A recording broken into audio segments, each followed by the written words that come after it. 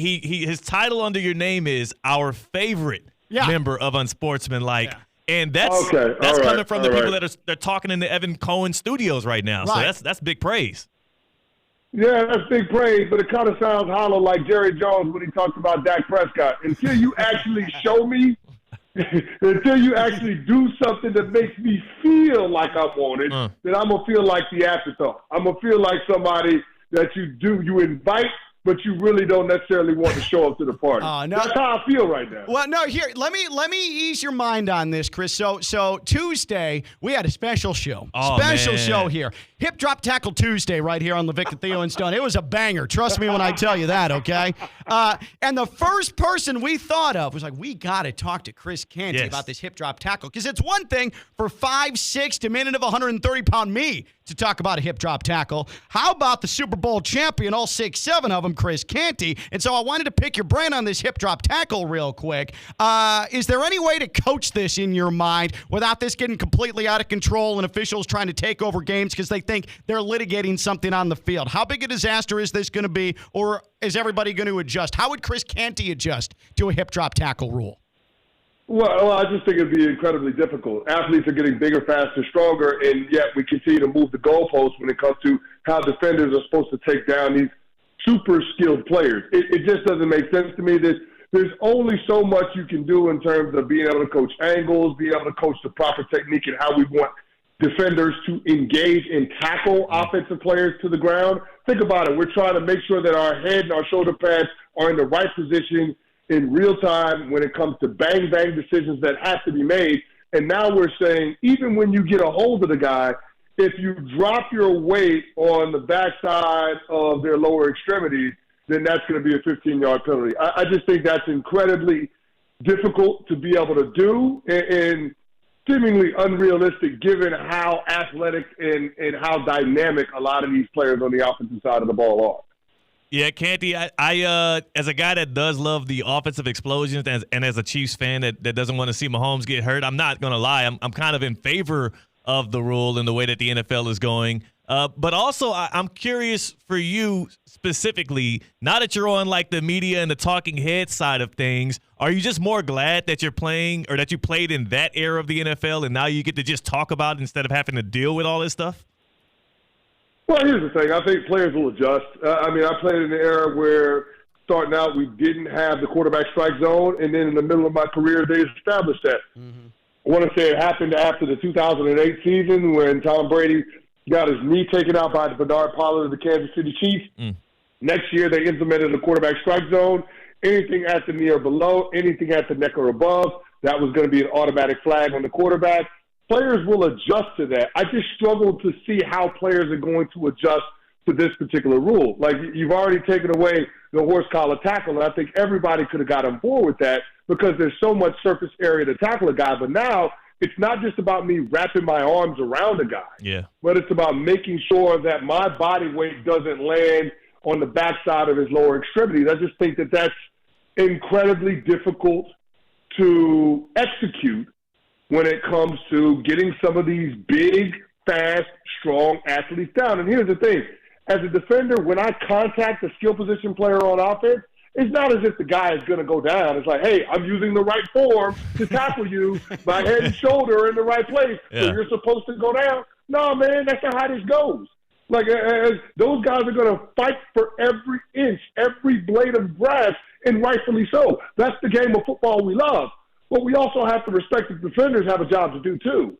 And trying to legislate that aspect of it when the guy is just trying to get somebody on the ground, I just think that's incredibly unreasonable.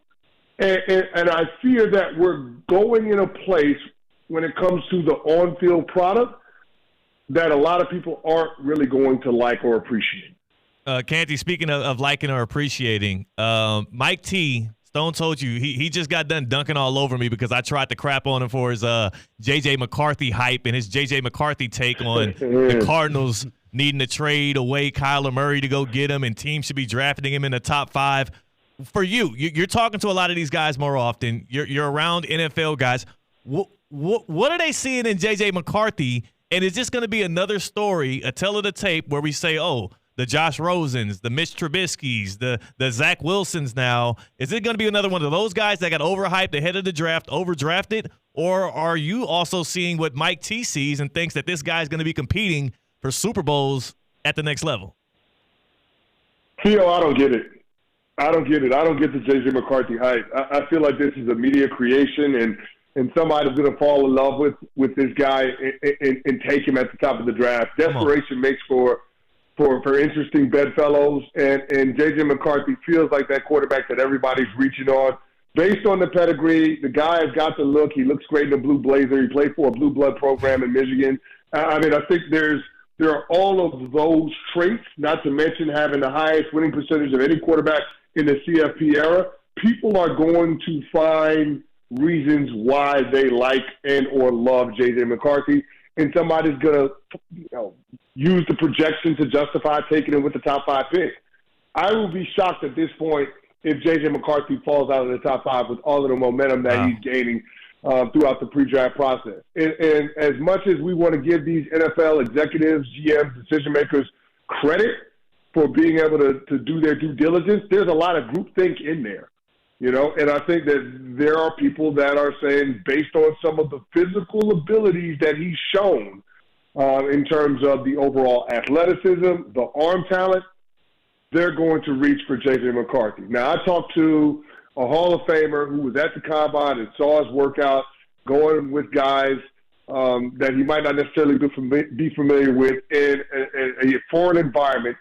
And what I was told is that J.J. McCarthy on outbreaking routes that are outside of the numbers, can't hit the broadside of a barn. Oh.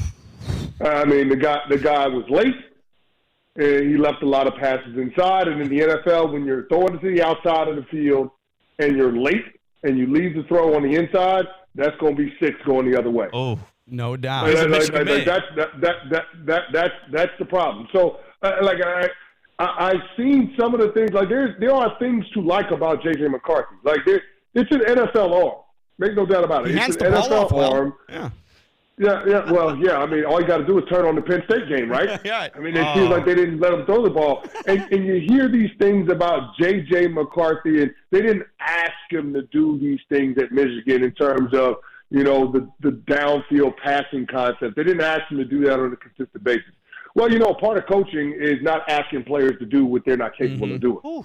So there's a part of me that wonders whether or not he's capable of doing it. He got a receiver in Roman Wilson that's going to go in the second round. So it's not as if he didn't have an NFL receiver. He had that.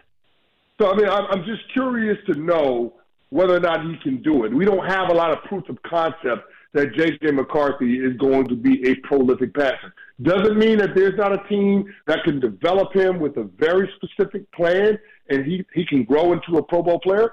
I mean, those things can happen. They can happen. We've seen it happen. But I don't know that it warrants taking a guy with the kind of draft capital that it seems like it's going to take in order to get your hands on McCarthy. Man. Chris Canty with an attitude, just as good as Mike Tannenbaum with a blowtorch. I'm telling you right now. Chris Canty Unsportsmanlike every weekday 6 to 10 a.m. here on ESPN 106.3. Just a couple of things here. I'm going to run some. I like validation. Yep. I'm fine being criticized, saying I'm wrong, but I like validation. I'm gonna. These are things that Theo has heard me say, that Stone's heard me say. Just want to get your thought on this. I called J.J. McCarthy Kenny Pickett with a ring. How do you feel about that? Ooh, I think he's got a little bit of a liver arm than Kenny Pickett. Okay. I think he's a better athlete than Kenny Pickett. But Kenny Pickett played a lot of football. J.J. McCarthy, I mean, he's played a lot, but he hasn't necessarily had the volume of throws that Kenny Pickett did coming out of Pitt. Again, I don't want to paint him with that brush just because Kenny Pickett certainly was a disaster in Pittsburgh. All I'm simply saying is I think in terms of how we're viewing this class of quarterbacks, I don't know that J.J. McCarthy belongs in Tier 1 with elite prospects like Caleb Williams, Jaden Daniels, and Drake May. I'll give that half a cosign. And then one more thing here. One more thing here, Chris. One more. Should I give him my proposal for the fumble 1 point? Since we're talking we have a defensive good side thing of the ball going. here. Yeah. I wouldn't. No. I think Chris is going to like it. I think Chris is going to like it. Chris, I think that the defensive player in the NFL, they get screwed on a regular basis. I hate the way that this game has gone pro offense. I'm all for making the defense stronger here now because they get a raw end of this deal. Here's my proposal, okay? If you force someone to fumble out of the back or the side of the end zone, instead of just a touchback, one, it should be a touchback, give the ball to the other team, but the defense should get a point as well, just to further reward the defense for the outstanding play. How do you feel about that? Man, the UFL ain't even using them rules, cuz I don't like it at all. I thought I was going to get you. I can't get on board with that. Man.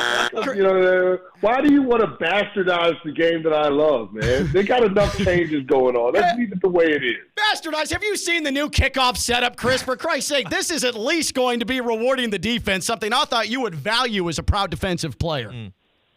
At least we're going to see some action on the kickoff. Before, nobody was doing anything. We had a Super Bowl when there were 13 kickoffs and not one return. Chris. At least this way we'll see something happen on the kickoff. Chris, can you even recite what Ken just proposed to you? Like if we asked you what he said? No, I can recite it. I just think it's ridiculous. Yeah. It should not be repeated. It should not be repeated. Chris, I've posed that to about 20 different people in sports media or former athletes, former players, and they've all said the same thing you did. What the hell are you talking about? I thought for sure I was going to get you with Pick that. it back up with some steak All talk. right, steak talk. Thanks. I've been hitting the head a lot, but I still got a few marbles up there. I got your faculties about. All right, fine. So let me ask you. So we were talking about steak. We're talking about steak because Theo went to a fine steak dinner last night, got a T-bone, and then I brought up, hey, you know what? You have it prepared. I was the T-bone prepared because I want to know whether or not I need to judge Theo. Is medium? Okay. Medium, yes, sir. Are you a medium or a medium rare guy, Chris? I am a medium rare guy, but nice. I need some char. I need some char on the outside. There we go. Okay. Like I need it charred and medium rare. Yeah. Like what size steak? Nice red center. Do you boss the chef around like that? Like I want a medium rare, but make sure you char the outside. Like, is that what you're telling the waiter? You're damn right. You're damn right. If you see the prices of the steakhouses I'm going to, I'm gonna get it exactly how I want it. Hell yeah. What size piece of meat are we talking here? Because you're a big dude. I said, Chris, that 8-ounce filet and then some sides and I'm good. But I'm also 5'6". Stone was making fun of me, called me soft, said that was very, very. He goes, my girlfriend could do that. So what size steak are we talking here? You're a weirdo. You're a filet guy. I like filet. No bones to worry about. I gotta have some flavor, man. I gotta have some flavor. I'm a bone-in ribeye guy. Okay. I'm a bone-in ribeye, and if we want to get fancy, give me the tomahawk ribeye. I want that steak that's the size of Fred Flintstone's back. That's the kind of steak that I want. That's what I'm looking for. Chris Canty with the tomahawk solo. And I ain't taking none of it home because I'm going to sit there and go until the last bite is done. Yeah, that's what I was eat it in ask. one sitting. All right. I'm that kind of guy. Oh, man. That is impressive as hell. I don't know what's more intimidating, his stature or his steak taste. Yeah, I was going to say. Or both. both combined. One led to the other. Chris, it was awesome having you on. It was a long time coming. Appreciate it. Favorite. We're going to find an excuse to get you down here and actually Don't let it be the last time. No, we won't. Don't let it be the last time, okay? We won't. I'm offended that I was the last one on, okay? So you guys have to find a way to make it up to me. Evan's down here next week. Did he not invite you? No, of course he didn't. He didn't invite me on the ride on the private jet. I didn't get the invite. Oh, that's crazy. Man, man. Crazy. But, he's that kind of guy. He's got that fancy enclave in Westchester County. Yeah. I mean, you can't even get on the guy's street, for God's sake, without having a code to the gate. You know how some people have a house that has a gate on it with a code to it? No. Evan's got the gate at his house, but he's also got the gate on the street, too. So you got to have a code for the gate to get on the street. And then you got to have a code to get in the gate for his house. Yeah. That's how fancy the place that Evan lives. Look at me, Louie. True behavior of a double-gated guy, Evan Cohen. Unbelievable. Chris, thank you so much, man. Great stuff, and we'll definitely get you on here as we get closer to the draft, and we appreciate you hanging out with us. All right, sounds great. Thanks for having me on, guys. Have a good weekend. All right, that is Chris Canty, unsportsmanlike, 6 to 10 a.m. every single day here on ESPN 106.3 with Evan Cohen and Michelle Smallman. We'll take a break. Tell you what, Chris Canty couldn't have shot me down with any of my thoughts any quicker and with more force than he did. Everything was perfect, and then you proposed your freaking touchback. Yeah, man. Cool. He might not come I was going back. to get him. He's a defensive player. He hates the hip drop. I thought I'd get the defense a point. You even buttered him up as much as you possibly could. I know. Yeah. I sucked up doing everything. Yeah. How come nobody likes my thought? Because it's garbage. It's bad. That's Theo, that's Stone. I'm Ken. I don't even know where to go from here. LaVicka, Theo, and Stone, ESPN 106.3. Amateur and Levine accident attorneys call 1-800-7473. This is ESPN 106.3 WUUB Jupiter, a Good Karma brand.